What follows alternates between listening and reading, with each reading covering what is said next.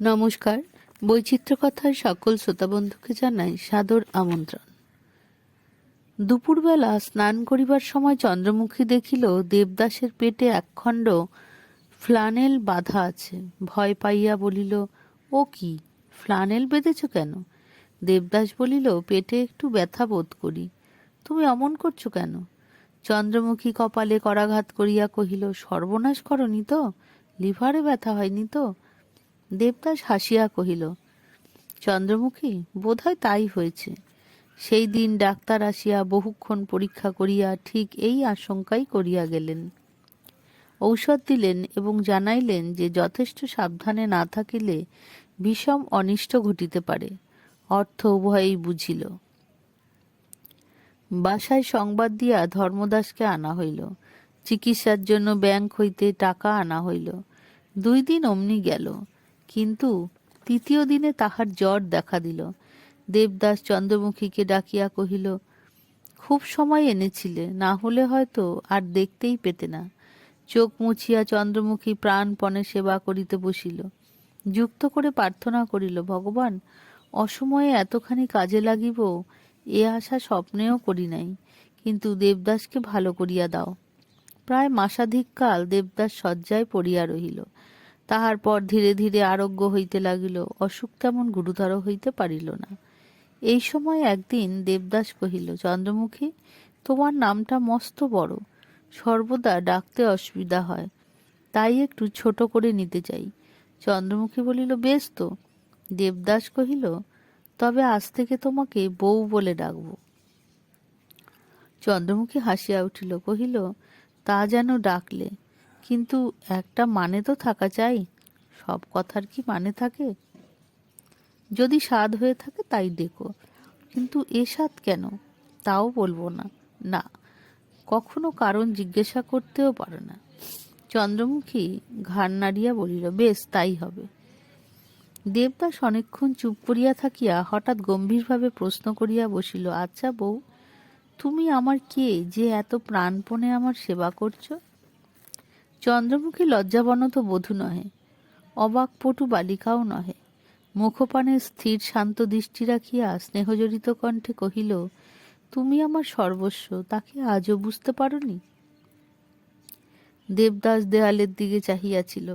সেই দিকেই দৃষ্টি রাখিয়া ধীরে ধীরে বলিতে লাগিল, তা পেরেছি, কিন্তু তেমন আনন্দ পাইনে। পার্বতীকে কত ভালোবাসি, সে আমাকে কত ভালোবাসে, কিন্তু তবু কি কষ্ট। অনেক দুঃখ পেয়ে ভেবেছিলাম আর কখনো এসব ফাঁদে পা দেব না। ইচ্ছে করে দিওনি, কিন্তু তুমি এমন কেন করলে? জোর করে আমাকে কেন বাঁধলে? বলিয়া আবার কিছুক্ষণ নীরব থাকিয়া কহিল, বউ, তুমিও হয়তো পার্বতীর মতোই কষ্ট পাবে। চন্দ্রমুখী মুখে অঞ্চল দিয়া শয্যার এক প্রান্তে নিঃশব্দে বসিয়া রহিল। দেবদাস পুনরায় মৃদুকণ্ঠে বলিতে লাগিল, তোমাদের দুজনের কত অমিল, আবার কত মিল। একজন অভিমানী উদ্ধত, আর একজন কত শান্ত, কত সংযত। সে কিছুই সইতে পারে না, আর তোমার কত সহ্য। তার কত যশ, কত সুনাম, আর তোমার কত কলঙ্ক। সবাই তাকে কত ভালোবাসে, আর কেউ তোমাকে ভালোবাসে না। তবে আমি ভালোবাসি, বাসি বই কি। বলিয়া মোটা দীর্ঘশ্বাস ফেলিয়া পুনরায় কহিল, পাপ পুণ্যের বিচারকর্তা তোমার কি বিচার করবেন জানি নে, কিন্তু মৃত্যুর পরে যদি আবার মিলন হয়, আমি কখনো তোমা হতে দূরে থাকতে পারবো না। চন্দ্রমুখী নীরবে কাঁদিয়া বুক ভাসাইয়া দিল। মনে মনে প্রার্থনা করিতে লাগিল, ভগবান, কোনো কালে কোনো জন্মে যদি এই পাপিষ্ঠার প্রায়শ্চিত্ত হয়, আমাকে যেন এই পুরস্কার দিও। মাস 2 অতিবাহিত হইয়াছে। দেবদাস আরোগ্য লাভ করিয়াছে, কিন্তু শরীর সারে নাই। বায়ু পরিবর্তন আবশ্যক। কাল পশ্চিমে বেড়াইতে যাইবে, সঙ্গে শুধু ধর্মদাস যাইবে। চন্দ্রমুখী ধরিয়া বসিয়াছিল, তোমার একজন দাসীরও তো প্রয়োজন, আমাকে সঙ্গে যেতে দাও। দেবদাস বলিল, ছি, তা হয় না। আর যাই করি এত বড় নির্লজ্জ হতে পারবো না। চন্দ্রমুখী একেবারে মৌন হইয়া গেল। সে অবুঝ নয়, তাই সহজে বুঝিল, আর যাহাই হোক এ জগতে তাহার সম্মান নাই। তাহার সংস্পর্শ দেবদাস সুখ পাইবে, সেবা পাইবে, কিন্তু কখনো সম্মান পাইবে না। চোখ মুছিয়া কহিল, আবার কবে দেখা পাব? দেবদাস কহিল, বলতে পারি নে, তবে বেঁচে থাকলে তোমাকে কোনোদিন ভুলব না। তোমাকে দেখবার তৃষ্ণা আমার কখনো মিটবে না। প্রণাম করিয়া চন্দ্রমুখী সরিয়া দাঁড়াইল। চুপি চুপি বলিল, এই আমার যথেষ্ট, এর বেশি আশা করিনি।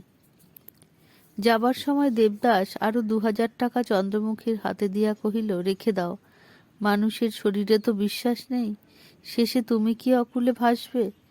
চন্দ্রমুখী ইহাও বুঝিল, তাই হাত পাতিয়া অর্থ গ্রহণ করিল। চোখ মুছিয়া জিজ্ঞেস করিল, তুমি একটি কথা আমাকে বলে যাও। দেবদাস মুখপানে চাহিয়া কহিল, কি? চন্দ্রমুখী কহিল, বড় বউ ঠাকুরুন বলেছিল তোমার শরীরে খারাপ রোগ জন্মেছে, এ কি সত্য? প্রশ্ন শুনিয়া দেবদাস দুঃখিত হইল, কহিল, বড় বউ সব পারেন, তাহলে তুমি কি জানতে না? আমার কোন কথা তোমার জানা নেই? এ বিষয়ে তুমি যে পার্বতীরও বেশি। চন্দ্রমুখী আরেকবার চোখ মুছিয়া কহিল, বাঁচলুম, কিন্তু তবুও সাবধানে থেকো। তোমার শরীর একে মন্দ, তার উপর দেখো কোনোদিন যেন ভুল করে বসো না। প্রত্যুত্তরে দেবদাস শুধু হাসিল, কথা কহিল না। চন্দ্রমুখী কহিল, আর একটা ভিক্ষে, দেহ একটু খারাপ হলেই আমাকে খবর দেবে বলো। দেবদাস তাহার মুখপানে চাহিয়া ঘাড় নাড়িয়া বলিল, দেব বই কি বউ। আর একবার প্রণাম করিয়া চন্দ্রমুখী কাঁদিয়া কক্ষান্তরে পলাইয়া গেল।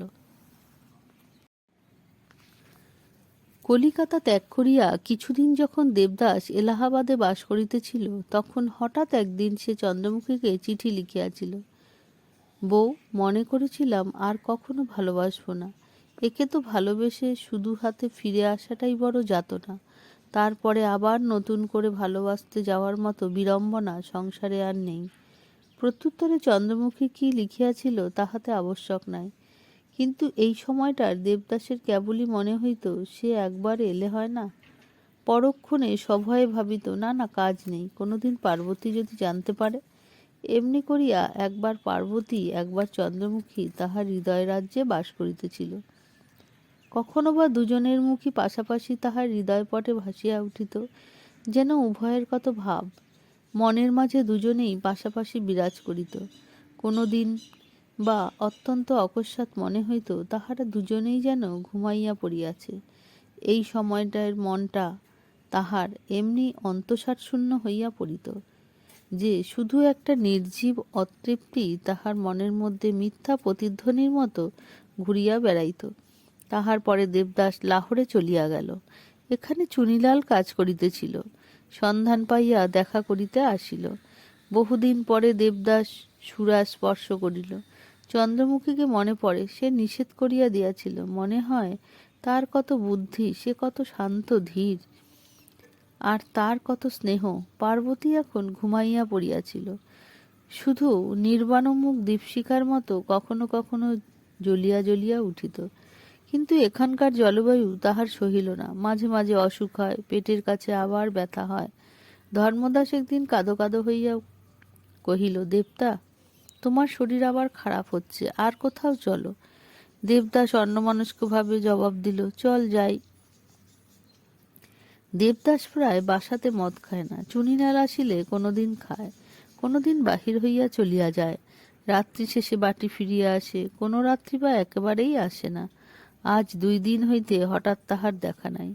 কাঁদিয়া ধর্মদাস অন্ন জল স্পর্শ করিল না। তৃতীয় দিনে দেবদাস জল লইয়া বাটি ফিরিল, শয্যা লইল, আর উঠিল না। 3-4 জন ডাক্তার আসিয়া চিকিৎসা করিতে লাগিল। ধর্মদাস কহিল, দেবতা, কাশীতে মাকে খবর দিই। দেবদাস তাড়াতাড়ি বাধা দিয়া উঠিয়া কহিল, ছি ছি, মাকে এ মুখ দেখাতে পারি? ধর্মদাস প্রতিবাদ করিল, রোগ শোক সকলেরই আছে, তাই বলে কি এত বড় বিপদের দিনে মাকে লুকানো যায়? তোমার কোনো লজ্জা নাই দেবতা? কাশীতে চলো। দেবদাস মুখ ফিরাইয়া কহিল, না ধর্মদাস, এ সময় তার কাছে যেতে পারবো না, ভালো হই তারপরে। ধর্মদাস একবার মনে করিল চন্দ্রমুখীর উল্লেখ করে, কিন্তু নিজে তাহাকে এত ঘৃণা করিত যে তাহার মুখ মনে পড়িবা মাত্র চুপ করিয়া রহিল। দেবদাস নিজেরও অনেকবার কথা মনে হইত, কিন্তু কোনো কথা বলিতে ইচ্ছা করিত না, সুতরাং কেহই আসিল না। তারপরে অনেক দিন ধীরে ধীরে সে আরোগ্য হইতে লাগিল। একদিন সে উঠিয়া বসিয়া বলিল, চলো ধর্মদাস, এইবার আর কোথাও যাই। বিপদের দিনে মাকে লুকানো যায়? তোমার কোনো লজ্জা নাই দেবতা? কাশিতে চলো। জিনিসপত্র বাঁধিয়া চুনিলালের নিকট বিদায় লইয়া দেবদাস আবার এলাহাবাদে আসিয়া উপস্থিত হইল। শরীর অনেকটা ভালো। কিছুদিন থাকিবার পর একদিন দেবদাস কহিল, ধর্ম, কোনো নতুন জায়গায় গেলে হয় না? কখনো বোম্বাই দেখিনি, যাবে? আগ্রহ করিয়া অনিচ্ছা সত্ত্বেও ধর্মদাস মত দিল। সময়টা জ্যৈষ্ঠ মাস, বোম্বাই শহর তেমন গরম নয়। এখানে আসিয়া দেবদাস অনেকটা সারিয়া উঠিল। ধর্মদাস জিজ্ঞাসা করিল, এখন বাড়ি গেলে হয় না? দেবদাস কহিল, না, বেশ আছি, আর এখানেই আর কিছুদিন থাকব।